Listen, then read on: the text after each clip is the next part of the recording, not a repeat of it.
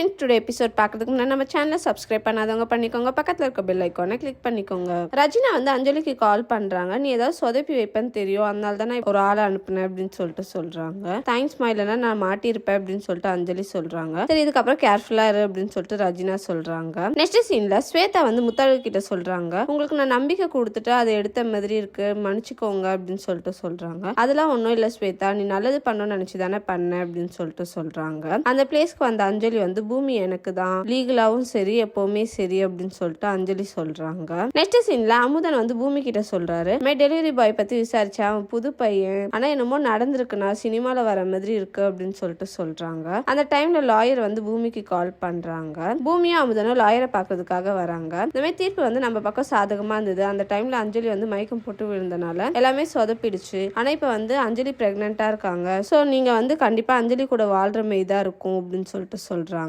பூமி வேற வழியே இல்லையா அப்படின்னு சொல்லி கேக்குறாங்க. ஒரு வழி இருக்கு, அஞ்சலியே வாக்குமூலம் கொடுக்கணும், நான் பிரெக்னென்ட் இல்ல அப்படின்னு சொல்லிட்டு, இல்லைன்னா அவங்க பிரெக்னென்ட் இல்லைன்னு நீங்க ப்ரூஃப் பண்ணுங்க அப்படின்னு சொல்லிட்டு சொல்றாங்க. சரி, ஓகே, நாங்க அஞ்சலி கிட்டயே வாக்குமூலம் வாங்குறோம் அப்படின்னு சொல்லிட்டு சொல்றாரு. தேங்க்யூ.